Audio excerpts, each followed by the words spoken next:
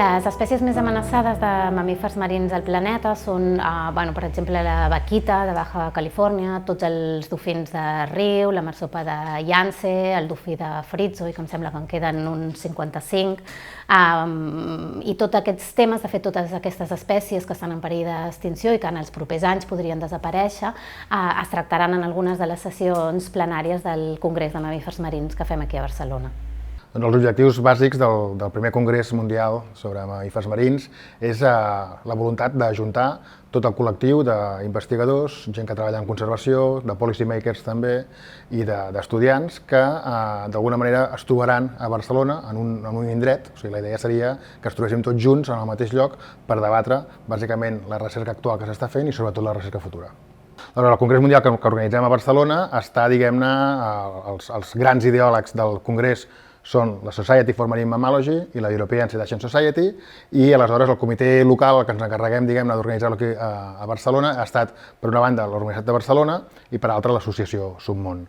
Tot just estem ja al voltant dels 2.500 assistents, que és un número que supera bastant el que realment ens havíem arribat a pensar, per tant el Congrés ha interessat. Són gent que venen de 95 països diferents, hi haurà més de 700 presentacions orals, hi haurà 1.200 pòsters. 2 dies abans hi ha 41 workshops amb 1.500 apuntats i amb llista d'espera, i a més també cada dia hi haurà 5 sessions concurrents a les quals hauràs de triar per saber a quin tòpic t'interessa més anar a atendre.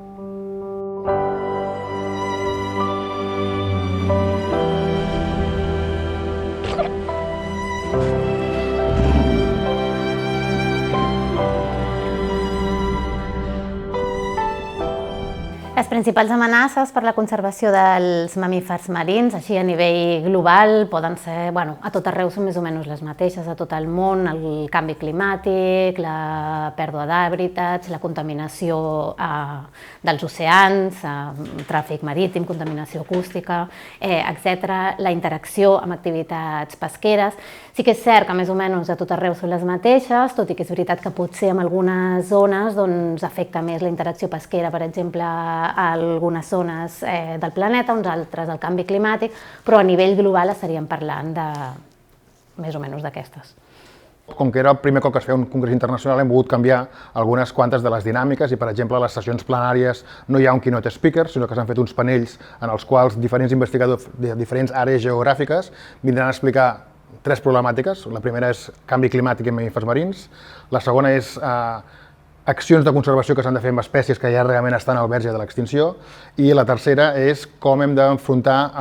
la recerca, o sigui, quins són els challenges que hi haurien en la recerca de mamífers marins, sobretot per països en via de desenvolupament, i després també el paper de la dona. O sigui, hi haurà alguns panelistes que són dones venint del sud-est asiàtic que explicaran realment el problema que tenen per accedir no només a la seva recerca, sinó haver pogut venir fins a Barcelona a explicar això. La idea és poder donar veu i ser al Congrés el màxim, diguem-ne, de divers possible, des del punt de vista que gent que encara tingui pocs recursos vinguin a explicar quina és la tasca que estan fent per la conservació de mamífers marins a cada una de les seves àrees geogràfiques.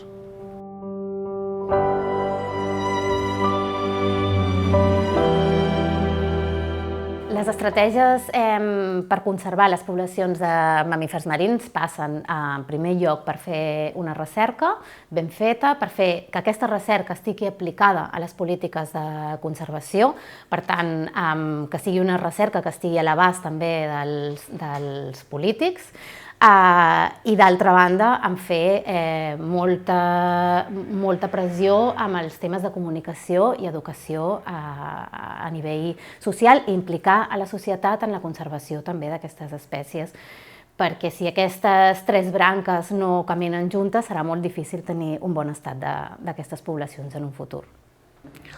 A nivell dels grans desafiaments als quals ens enfrontarem a partir dels propers 10 anys a la gent que està treballant en recerca i conservació de mamífers marins és